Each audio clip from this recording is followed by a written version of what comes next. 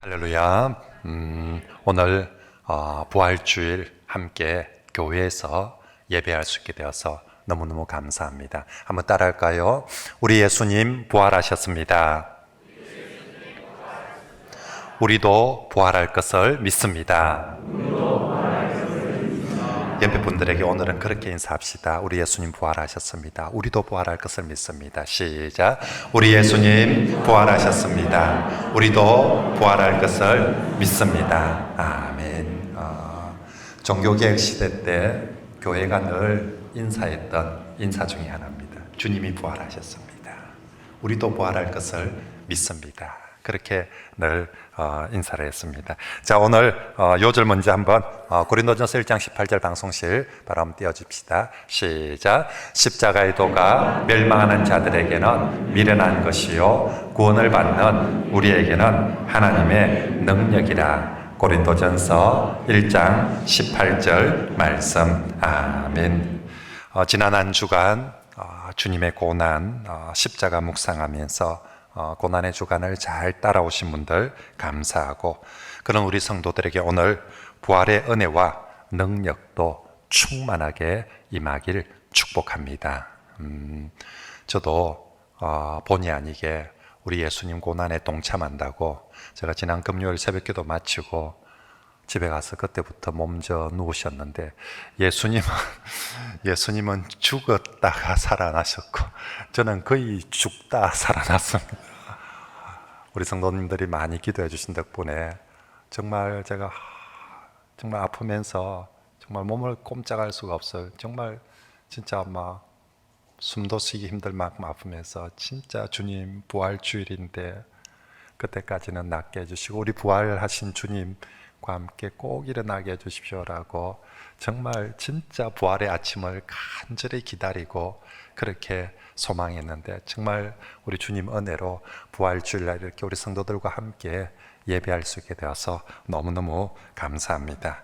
우리 지난 한 주간 계속해서 우리 주님의 십자가에 대해서 우리가 살펴보고 묵상했습니다. 주님의 십자가는 하나님의 사랑, 하나님의 거룩을 가장 잘 나타내주는 십자가. 그래서 십자가는 저렇게 크로스로 있는 것입니다. 그리고 주님의 십자가는 우리의 죄를 대속하는 대속의 십자가라고 말씀을 드렸습니다. 그리고 주님의 십자가는 실패한 십자가가 아니라 마귀와 사탄의 모든 권세와 죄의 속박들을 이기는 승리의 십자가라고 말씀드렸습니다. 그리고 주님의 십자가는 하나님의 모든 구원 사역을 다 이루시는, 그래서 주님의 십자가에서 마지막 말씀이 무엇이었다고요?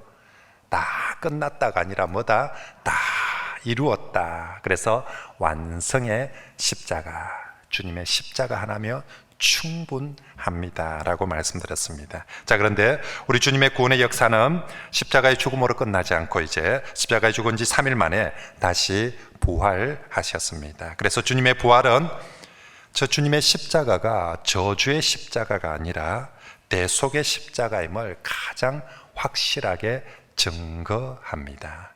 부활이 없었다면 저 십자가만 보고 사람들은 자칫 오해했을 텐데, 부활이 있음으로 말미암아 십자가에 대한 오해가 풀리고 정말 저 십자가는 대속의 십자가였구나, 승리의 십자가였구나라는 것을 확신하게 됩니다. 그런 의미에서 예수님의 부활 사건은 우리 주 예수 그리스도에 대한 믿음을 불러일으키는, 예수님의 부활은 주님께 대한, 십자가에 대한 믿음을 불러일으키는 가장 강력한 힘이라 할 수 있습니다. 부활하신 예수님은 부활하시고 제자들을 찾아오셨는데, 부활하신 예수님이 찾아오셨다고 죽었던 제자들이 살아나고 막 벌떡벌떡 일어나고 그런 것이 아니라, 부활하신 예수님이 오실 때 믿음이 죽어있던, 믿음에 실패했던 제자들의 믿음이 다시 부활하게 되어진 줄 믿습니다. 그래서 부활절날 부활의 주님이 우리에게 오심으로 우리가 다시 회복되고 다시 일어나고 다시 부활되어야 할 제일 중요한 것은, 우리의 육신이나 우리의 일상도 부활되어야 되지만 우리 예수를 믿는 성도들의 믿음이 새롭게 부활되어야 될 줄 믿습니다. 우리의 믿음이 연약해지고 의심하고 또 믿음이 정말 쇠잔해지며 해이해졌던 그 모든 믿음들이 이 예수 그리스도의 부활을 통해서, 부활주의를 통해서 내가 다시 한번 믿음의 사람으로 굳건하게 부활되어지고 굳건하게 새롭게 되어지는 그런 역사가 있기를 축복합니다. 그래서 부활주의는 오늘 설교 제목처럼 다시 시작하는 무엇에? 믿음에 있어서 정말 내가 처음 예수를 믿을 때와 같이 정말 주님의 십자가와 부활을 믿고 감사와 확신과 감격했던 그 믿음의 부활, 그죠? 그것이 우리의 부활이 되어야 될 줄 믿습니다. 자, 이렇게 참 부활은 우리에게 너무너무 중요한데 오늘 성도들에게 이 성도들이 십자가에 대한 대속의 믿음은 참 강하고 또 사모하고 기도하고 체험하고 하는데 반면에 부활에 대해서는 많은 성도들이 믿음도 은혜도 체험도 잘 모르는 경우가 많습니다. 왜 그럴까? 주님에게 있어서 십자가와 부활은 똑같은 사건인데 왜 오늘 우리 성도들이 부활에 대해서는 그럴까? 그것은 아마도 부활에 대해서는 십자가만큼 묵상하지도 않고 또 사모하지도 않기 때문인 것 같습니다. 부활은 그냥 자꾸만 죽음 이후에, 그래서 장례식장에 가서 듣는 설교, 장례식장에 가서 생각하는 믿음, 나는 아직 안 죽었으니까, 그래서 자꾸만 부활을 그냥 저 멀리 있는 걸로 생각하니까. 그리고 또 오늘 우리가 현대에 살아가는 현대인들에게 부활의 주님 말고도 기댈 게 너무 많아요. 보험도 연금도, 요사이는 코로나 때문에 정부에서 돈도 준다 하니까 자꾸만 부활의 주님 말고도 기댈 때가 많다 보니까 꼭 부활의 주님이 내게 그렇게 간절하지를 않는 거예요. 그러다 보니까 자꾸만 우리가 찬송을 불러도 십자가 찬송은 부르는데, 목사님 한 번씩 부활주일 아닌 날 부활 찬송 부르면 뭔 부활주일도 아닌데 왜 부활 찬송을 부르지? 라고 생각할 정도로 부활의 찬송도 잘 안 부르고 부활의 얘기도 잘 안 하고, 우린 부활의 증인이 되어야 되는데 부활을 증거하지도 않고 그렇게 살아가고 있습니다. 하지만 성도 여러분, 꼭 기억합시다. 십자가가 우리에게, 저 십자가가 과거의 은혜가 아니라, 십자가 과거의 은혜 끝나고 우리에게 추억하라고 있는 것이 아니라 십자가의 은혜가 오늘 우리에게 주신 오늘의 은혜인 것처럼 부활도 미래에, 내일에 우리가 죽어서 우리에게 이루어질 그런 은혜가 아니라 부활의 은혜도 오늘 우리에게 주시는 은혜인 줄 믿으시길 바랍니다. 십자가가 오늘 내게 꼭 필요한 것처럼 부활도 오늘 내게 꼭 필요한 은혜라는 것입니다. 그래서 우리 주님은 십자가를 통해서 우리에게 죄 용서의 은혜를 베풀어 주실 뿐만 아니라 한 걸음 더 나아가 바로 이 부활 사건을 통하여서 우리에게 부활의 능력, 부활의 은혜도 겸하여 주시는 줄 믿습니다. 로마서 6장 5절 말씀을 같이 읽을까요? 시작. 만일 우리가 그의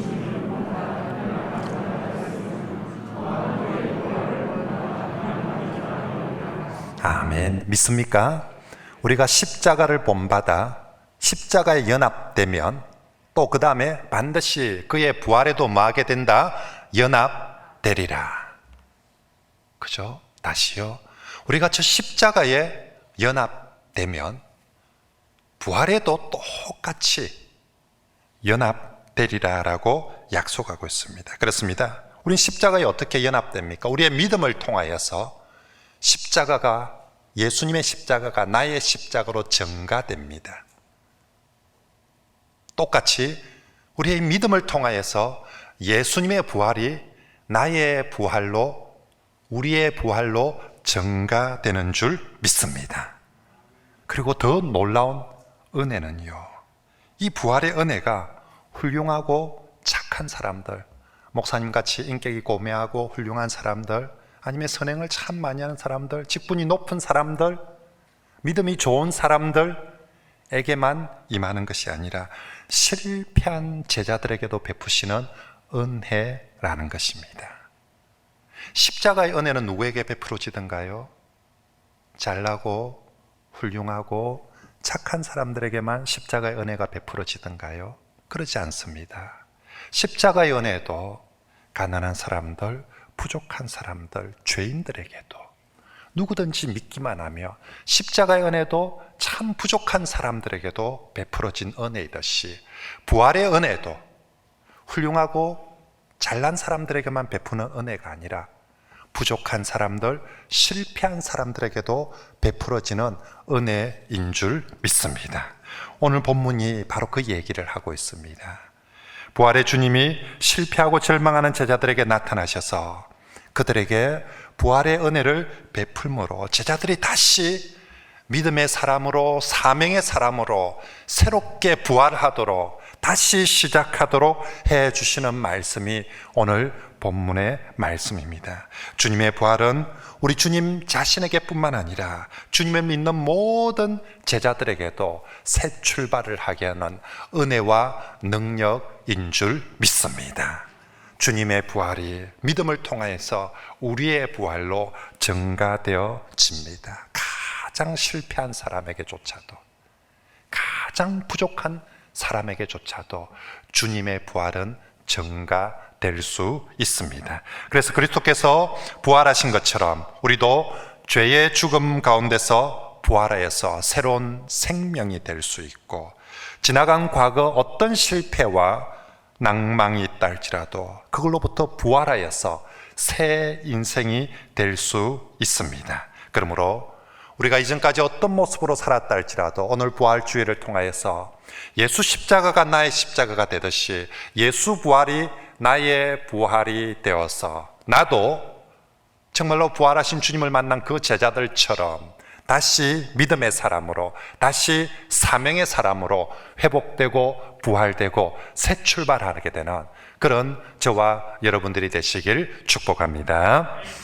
오늘 본문의 제자들은 십자가 사건 이후에도 여전히 실패한 제자들의 모습입니다. 그래서 저들은 이제 이런 것 저런 거 다 때려치우고 그냥 예전처럼 물고기 잡는 어부의 모습으로 가자. 오늘 식으로 표현하면 나 그냥 산속에 들어가서 자연인 할란다. 막 이제 신경 쓰기도 싫고 막 어렵다, 힘들다. 막 교회도 막 지쳤고 막 일도 지쳤고 나 그냥 막 자연인 할란다. 막 이제 막 지금 그렇게 그 시절에 우리 그냥 자연인 하자 막 돌아갑니다. 3절 말씀해 보니까 베드로가 나는 물고기 잡으러 가노라 하니 그들이 우리도 함께 가겠다라고 다 막 그래 막 모르겠다 막 그냥 우리 막 자연인으로 가자라고 그렇게 실패하고 포기한 제자들의 전형적인 모습입니다. 그런데 여러분, 주님을 향한 그 마음이, 그 믿음이 실패하고 나면 있죠. 그들의 영적인 상태, 그들의 삶이 어떤 모습으로 되는지 오늘 본문이 정확하게 보여주는데, 단적으로 보여주는 것이 3절 끝에 그날 밤에 아무것도 잡지 못하였다. 그리고 4절에 예수이신 줄 알아보지도 못하는지라. 자연인으로 돌아가며 뭐가 채워지는 줄 알았는데, 그죠? 여러분, 우리가 요즘 비움, 채움, 비채움이란 단어들을 좋아합니다. 사실은 하나님 없는 비움, 마음 비하라, 욕심 비하라, 뭐 비하라. 대부분의 종교들은, 특히 불교는 이제 비움으로서 평화를 누린다고 하는데 거짓말입니다. 하나님 없는 비움은 험으로 갑니다. 그리고 아무것도 없게 됩니다. 오늘 제자들의 모습이 예수님을 떠난, 믿음을 떠난 그들의 모습, 나는 자연인이다, 그냥 다 비우고 막 살란다. 그날 밤에 아무것도 잡지 못하였더라. 하나님 없는 비움은 허무입니다. 그리고 심지어 이제는 정말 예수님도 알아보지 못하는 그런 지경이 이루어집니다. 그들의 상태를 오늘 3절 끝부분에 밤이라고 묘사합니다. 요한복음에서는 언제나 영적 어둠의 상태를 밤으로 묘사합니다. 요한복음 3장에 니고데모가 예수님을 찾아왔을 때 밤이었더라. 그때가 꼭 낮이었는지 밤이었는지 안 써도 되는데 요한복음은 꼭 그 밤을 기록합니다. 가룟 유다가 예수님을 배반하고 나가니 곧 밤이었더라 라고 요한복음에서는 꼭 기록하고 있습니다. 지금 제자들이 밤의 사람이 되고 말았다는 것입니다. 요한복음 1장에 주님은 세상에 빛으로 오셨습니다. 빛이 어둠에 비추되 어둠이 깨닫지 못하더니 그 빛, 영광의 빛, 참빛 주님이 오셨는데 제자들이 주님을부터 떠나니까 그들이 지금 밤의 사람이 되었다. 그래서 물고기를 한 마리도 잡지 못함도 또 예수님을 알아보지 못함도 결국 저들의 밤의 모습을 그대로, 다시 말하면 실패한 모습을 그대로 보여주는 장면들입니다. 하지만 이런 제자들에게 우리 주님이 먼저 찾아오십니다. 부활 이전에 예수님께서 사람들을 많이 만나셨습니다. 그리고 부활하고 나서도 예수님께서 사람들을 많이 만났습니다. 그런데 두 만남의 차이점, 여러 차이점이지만 그 중에 아주 중요한 차이점, 부활 이전에 예수님과 사람들의 만남은 사람들이 좀 더 예수님을 찾아옵니다. 병든 사람이 자신의 병을 고쳐달라고, 힐로병 걸린 여인이 찾아오고, 또 날 때부터 소경되었던 사람, 지붕을 뚫고 오는 사람들, 또 뭔가 궁금해서 니고데모처럼 질문이 있어서 찾아오는 사람들.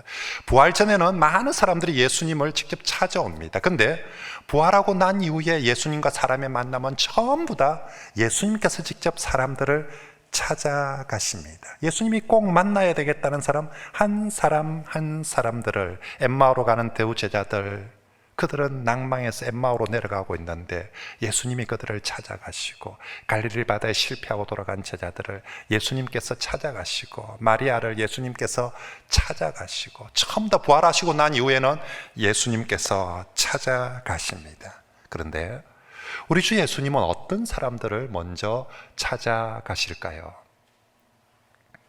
요즘 정치인들이 이제 선거 때가 되니까 참 많은 사람들을 찾아가지 않습니까? 제일 먼저 찾아가는 사람, 또 맞들이지 않고 찾아가는 사람들, 그죠? 좀 힘 있는 사람들, 좀 권세 있는 사람들. 우리 예수님은 어떤 사람들을 제일 먼저, 부활하시고 제일 먼저 찾아갔을까요? 빌라도 찾아갈까요? 니 그랬지? 군병들 찾아가서 니 내 때렸지? 니 한번 두고 보자, see you again, 나중에 한번 보자. 아니면 대제사장들 찾아가가지고, 아니면 제자들을 그렇게 찾습니까? 우리 예수님은 부활하시고 나서 누구를 제일 먼저, 어떤 사람들을 찾아가십니까? 예수님께서 잘나고 똑똑하고 아니면 엉어리지고 원수된 사람들을 찾는 것이 아니라 우리 주님께서 놀랍게도 실패한 제자들, 아주 잘하고 훌륭한 제자들이 아니라 정말 처참하게 십자가 앞에서 실패해버린 그 제자들을 주님께서 다시 찾아가 주십니다. 그렇습니다, 여러분.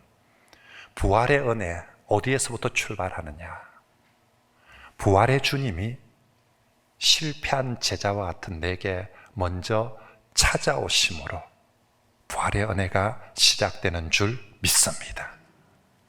그 부활의 주님이 정말 잘나고 훌륭한 사람들만 찾는 것이 아니라 실패한 제자들, 그 사람들을 먼저 찾아주시는 것, 그것이 바로 그 은혜입니다. 그 옛날 하늘의 은혜를 주기 위해서 주님께서 하늘 보좌를 보시고 주님께서 먼저 이 땅에 찾아오셨듯이 부활하신 주님께서 똑같이 부활의 은혜를 주시고자 실패한 죄인들을 찾아가 주십니다. 그러므로 오늘 우리가 할 수 있는 일, 우리가 해야 되는 제일 중요한 일은, 비록 내가 실패한 목사, 실패한 직분자, 실패한 성도와 같은 모습이라 할지라도 부활의 주님, 내가 다시 새롭게 될 수 있고 다시 온전하게 회복될 수 있는 길, 그것은 부활의 주님이 내게 찾아오는 것. 그래서 정말 부활의 주님이 내게 찾아오시기를 간절히 사모하고 기도하는 것인 줄 믿습니다. 제가 고난주간에 아프면서, 금요일날 그것도 아프면서 얼마나 간절하게 부활의 주님을 찾았는지 모릅니다. 제가 열이 난다고 병원도 못 오게 하니까, 병원 진료도 안 해주니까 내가 정말 부활의 주님이 나를 찾아와 주셔서 정말 부활의 주님의 그 은혜와 능력으로 그렇게 일으켜 주십시오라고, 정말 우리가 지금 이 부활의 주일에 할 수 있는 제일 중요하고 간절한 것, 그 주님이, 부활의 주님이 내가 잘났고 내가 신앙생활 열심히 했다는 것 아닙니다. 내가 목사임에도, 내가 장로임에도, 내가 직분자임에도 불구하고 참 실패한 그런 제자의 모습인데, 그런 내게도 내가 다시 소생케 되는 것, 그 부활의 주님이 내게 찾아오시는 것인 줄 믿고 정말 간절히 사모하고 기도하시길 바랍니다. 부활의 주님이 채찍 들고 찾아오지 않더라고요. 네가 제자가 돼가지고, 네가 목사가 돼가지고 네가 그렇게 실패하고 배신할 수 있냐고 채찍 들고 꾸짖기 위해서, 따지기 위해서 그렇게 찾아오시는 것이 아니라 회복케 하고 새롭게 해주시기 위해서 부활의 주님이 찾아오시는 줄 믿습니다.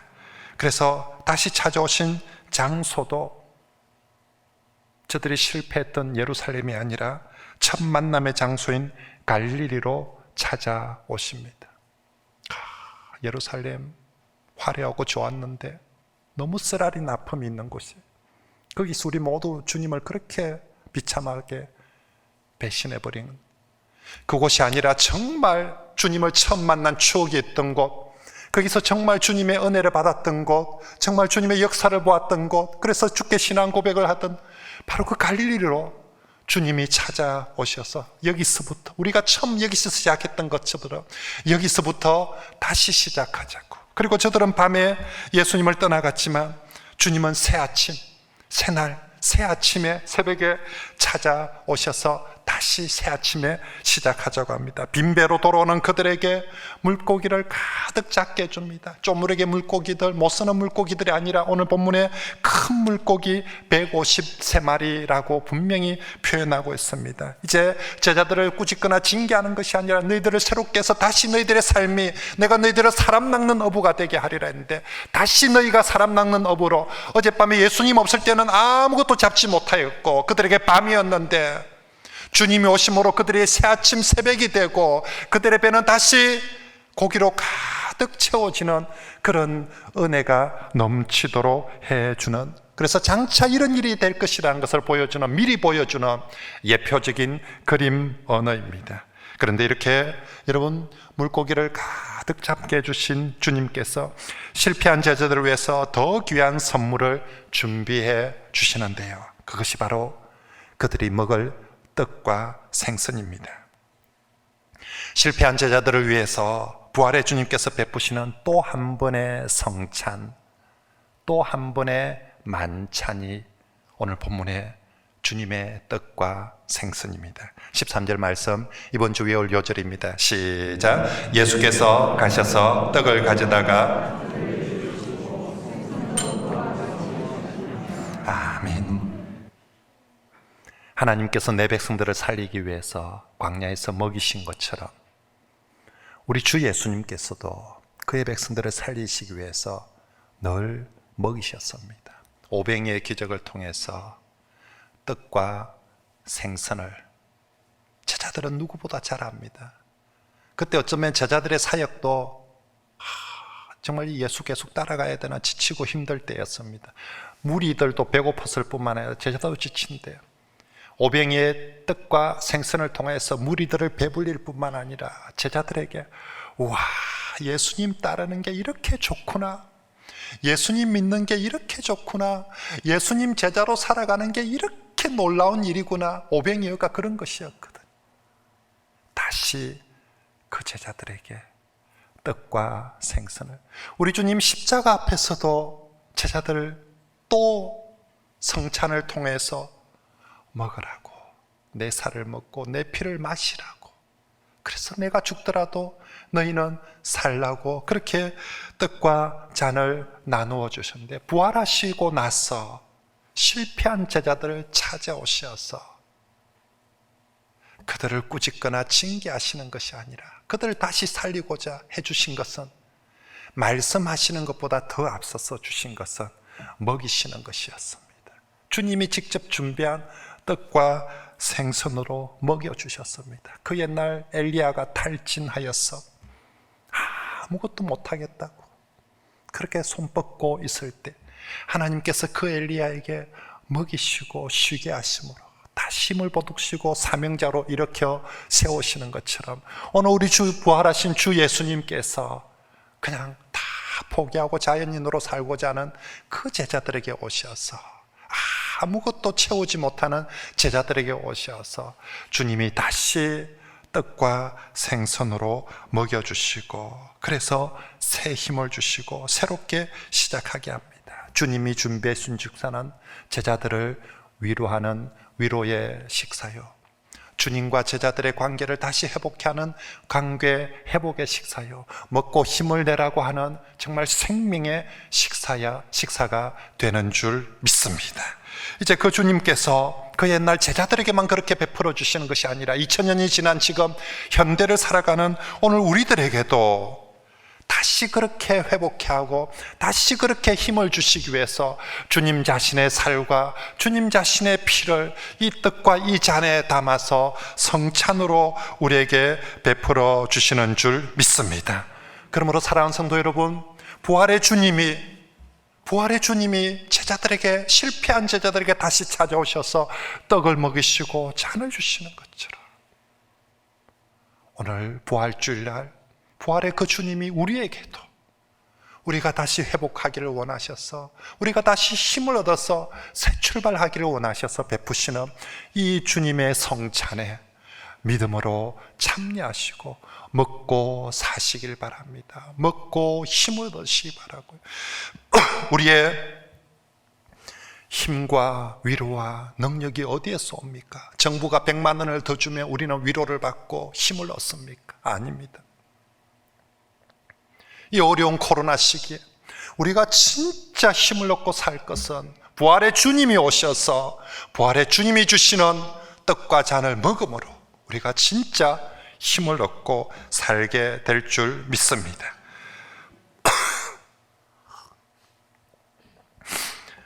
부활의 주님께서 우리에게 주시는 가장 귀한 양식이 말씀의 양식과 성찬의 양식입니다. 주님은 우리가 이 두 양식을 믿음으로 먹음으로 우리가 살고 힘있고 새롭게 되어지기를 원하십니다. 한번 따라할까요? 믿음으로 먹음으로 믿음으로 먹음으로 말씀도 믿음으로 먹음으로 성찬도 믿음으로 먹음으로 이렇게 하면 우리가 다시 살리라. 다시 힘을 주님, 내 백성들이 내 제자들이 살기를 원하십니다. 죽지 않고 살기를 원하시고 사는 것도 그냥 사는 것이 아니라 잘 살기를 원하십니다. 어떻게 하는 것이 잘 사는 것입니까? 부자 되어서 고생 안 하고 편하게 사는 것이 잘 사는 것입니까? 아닙니다. 제자들에게 먹이시는 것은 잘 살도록 어떻게 다시 믿음으로 사는 것이 잘 사는 것이고 다시 사명으로 사는 것이 잘 사는 것인 줄 믿습니다. 우리도 주님이 우리에게 성찬을 베푸시는 마음 똑같습니다. 먹고 힘 얻어서 삽시다. 잘 삽시다. 마지막으로 부활의 주님은 실패한 제자들에게 그래서 다시 사명을 먹이시고 나서 다시 사명을 맡기십니다. 식사 후에 주님은 베드로에게 네가 나를 사랑하느냐라고 물으십니다. 베드로뿐만 아니라 모든 제자들에게 묻는 질문입니다. 제자들을 추궁하거나 난처하게 만들기 위해서는 질문이 아니라 그들 스스로 정말 주님 내가 다시 사랑합니다 라고 고백하게 하도록 하는 질문입니다. 우리가 이 고백해야 되거든요. 실패했던 사람들, 부족했던 사람들이 다시 고백해야 될 것은 주님 사랑합니다. 주님 믿습니다. 이 고백 다시 해야 되거든요. 우리가 주님을 향한 믿음에서 떨어져 나가고 사랑에서 떨어져 나갔기 때문에 다시 믿습니다. 다시 사랑합니다라고 그 고백하고 주님 그 고백 듣자마자 기다렸다는 듯이 내 양을 먹이라. 내 양을 치라 라고 다시 베드로에게 실패한 제자들에게 사명을 맡겨주심으로 그들이 다시 사명자로 일어나게 해 주셨습니다. 저는 그때 당회가 없었던 게 천만다행이라고 생각합니다. 재직회가 없었던 게 천만다행이라고 생각합니다. 만약에 오늘과 같은 민주적인 협의체가 있었다면 예수님이 실패한 제자들에게 다시 사명을 맡길 때 옆에 사람들이 그게 장로님이든 집사님이든 권사님이든 공동모회든 뭔가 이게 만약에 회의를 하는 협의체였다면 얼마나 반대가 많았겠습니까? 목사님, 그 사람 10년 전에 뭔 짓을 한지 압니까? 그 사람 5년 전에 뭔 짓을 한지 압니까? 그 사람 3년 전에, 이게 막 3년 전 얘기도 나오고 5년 전 얘기도 나오고 10년 전 얘기인데, 이 예수님 제자들은 3일 전이거든. 아니, 세상에 목사님, 며칠 전에 그 사고를 친 사람을 세상에 다시 사명을 맡긴다는 게 말이 됩니까? 만약에 그때 당이나 재직하는 공동회의가 있었으면 난리가 났을 것입니다. 하나님의 은혜로 그 시절에 당회도 없고 재직회도 없고 공동회의도 없는 덕분에 예수님께서 마음껏 다시금 그 제자들에게 사명을 맡겨주셨습니다. 그렇습니다. 주님 아셨습니다. 실패한 내 제자들을 어떻게 다시 일으킬까? 첫째는, 그래, 100마디 말보다 다시 먹이자. 내 제자들을 내가 다시 찾아가서 다시 먹이자. 힘 얻도록 다시 먹이자. 그리고 어떻게 하면 내 제자들이 다시 정말 잘 살까? 그래, 실패한 제자들이라 할지라도 다시 저들에게 사명을 맡기고 다시 사명자로 일어나도록 해주자라고. 주님은 내 제자들이, 내 백성들이 자연인으로 살기를 원치 않으셨습니다. 나만 모르겠다만 이제 막 다 세상 신경 끊고 막 그냥 물고기나 잡을 기다, 산에 들어가 살 기다, 막 먹고만 살자, 막 그냥 막 남들처럼 살자. 주님은 그러기를 원치 않으셨습니다. 주님은 정말 주님 자신이 부활의 삶을 사는 것처럼 내 백성들도 부활의 삶을 살기를 원하셨습니다. 무엇이 부활의 삶입니까? 돈이 많아지는 게 부활의 삶입니까? 성공하는 게 부활의 삶입니까? 아니요. 사명자로, 다시 사명자로 살아가는 것이 부활의 삶을 사는 것인 줄 믿습니다. 우리 주님 정말로 이제 2000년이 지난 지금 또 부활하신 주님이 살아계신 주님이시고, 이 부활의 주일에 우리에게 찾아오셔서 똑같이 말씀해 주시고 먹여 주시고, 그리고 우리의 사명을 일깨워 주십니다. 여러분, 주님의 말씀을 듣고 주님의 성찬을 받고 믿음으로 먹음으로 우리 다시 한번 무엇이 부활되어야 되겠습니까? 저는 정말 이 부활절을 통해서 우리의 일상이 부활되어지는 것도 참 중요하다고 생각합니다. 남들은 모르지만 저는 이 부활절이 우리 코로나 사태의 결정적인 전환점이 되기를 늘 기도하고 있습니다. 저들은 모를 거예요. 이 땅에 대한민국이 어떻게 여기까지 왔는지. 저거는 자기들은 자기들이 잘해가지고 경제 부흥을 해서 이렇게 되었다지만 우리 그리스도인은 알지 않습니까? 나라와 민족이 어려울 때 성도들이 기도하고 주를 바라보았는데 주님의 은혜로 여기까지 왔다고. 똑같이 코로나도 자기들은 사회적 거리두기를 잘하고 무슨 방역에 성공하고 보건에 성공해서 그렇다고 할지 모르지만 우리는 정말로 부활의 주님을 기대하며 성도들이 함께 모여 기도할 때에 하나님께서 이 땅에 다시 긍휼을 베풀어 주셔서 그 부활절을 기점으로 이 코로나 사태가 잠잠해지고 다시 부활의 은혜가 임하였다라고 그렇게 꼭 고백되어지고 우리 평생 추억에 새겨지기를 바랍니다. 하지만 여러분, 정말 우리가 일상이 회복되는 것도 중요하지만 우리 주님 편에서 부활하신 주님이 제자들 찾아가서 고기 더 많이 잡도록 해주는 게 진짜 목적일까요? 고기 더 계속, 부활의 주님 찾아오시니까 한 건에 153마리만 난리가 났습니다. 한 번 더 오셔가지고 다음에는 540마리만, 다음에는 1000마리. 그래서 정말로 세상에서 고기 제일 많이 잡는 부자 만드는 게 주님의 목적일까요? 아니거든요. 그건 한 샘플이고요. 진짜 부활하신 주님 우리에게 찾아오셔서 우리에게 정말 부활되기를 원하는 것은 우리의 믿음이 부활되고 우리의 사명이 부활되어져서 정말 우리가 자연인처럼 아니면 성공한 부자처럼 이 땅을 사는 것이 아니라 부활하신 예수님처럼 이 땅을 살아가는 그런 성도들이 되기를 축복합니다.